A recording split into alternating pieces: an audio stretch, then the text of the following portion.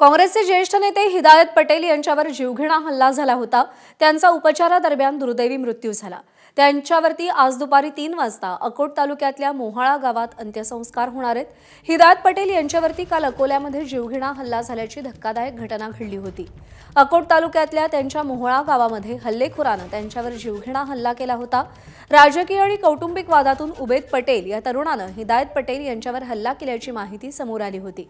त्यानंतर उबेद पटेलला अटक करण्यात आली आहे। हिदायत पटेल हल्ला प्रकरणातल्या आरोपींमध्ये अजित पवार गटाचे जिल्हाध्यक्ष मोहम्मद बुद्रुजम्मा, अकोटचे माजी काँग्रेस नगराध्यक्ष संजय बोडखे आणि काँग्रेस नेते आणि जिल्हा परिषदेचे माजी सभापती राजीव बोचे यांच्या नावाचा समावेश आहे।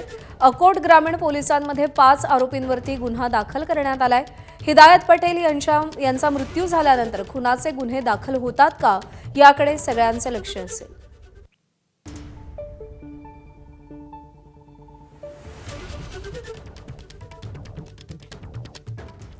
दरम्यान सध्या शासकीय वैद्यकीय महाविद्यालयामध्ये पोस्टमार्टम केलं जाते। नातेवाईक आणि कार्यकर्त्यांची मोठी गर्दी झाली आहे आणि त्याच ठिकाणाहून आपले प्रतिनिधी संजय महाजन आपल्याला अधिक अपडेट देतील।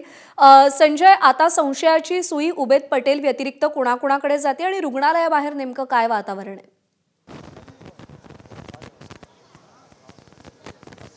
नक्कीच प्रज्ञा, आपल्याला माहितीच आहे की काँग्रेसचे उपाध्यक्ष हिदायत पटेल यांच्यावर काल जीवघेणा हल्ला झाला होता।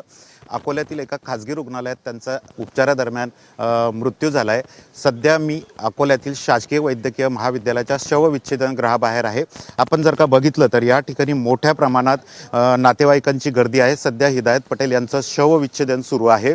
मोठ्या प्रमाणात पोलीस बंदोबस्त या ठिकाणी लावण्यात आलेला आहे। हिदायत पटेल यांचे चाहते सुद्धा या ठिकाणी मोठ्या प्रमाणात आहेत आणि त्यांचं आता खरं तर शवविच्छेदन झाल्यानंतर त्यांचं पार्थिव हे त्यांच्या मूळ गावी नेण्यात येणार आहे। अकोट तालुक्यातील मोहाळा या गावी नेण्यात येणार आहे आणि दुपारी 3 वाजता त्यांच्यावर अंत्यसंस्कार करण्यात आहे। जसं तू म्हटलं की यात अनेक राजकीय लोकांची नावं आता या हत्येप्रकरणी समोर येत आहेत, मात्र पोलिसांनी अद्यापही खुनाचा गुन्हा दाखल केलाय का नाही याबाबत बरोबर आहे। त्यामुळे आता ज्यांच्याकडे संशयाची सुई आहे आणि या सगळ्या प्रकरणातला तपास होतोय, त्यानंतर कोणाकोणावर गुन्हा दाखल होतो याचे अपडेट जाणून घेत राहू। तुर्तास धन्यवाद संजय दिलेल्या माहितीसाठी।